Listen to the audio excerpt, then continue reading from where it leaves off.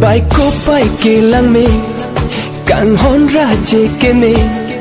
cùng ri nang sung lo phir the kir la lo ne che the càng hôn đang làm thế cô anh ninh che thế càng hôn đang làm thế cô anh ninh che thế bài cô bay nang nè la so lo di tung cái chừng hôn subscribe nang gì tập pen bell icon to the vai non don't see subscribe ke lang polote please do subscribe and share click cái chừng hôn nang gì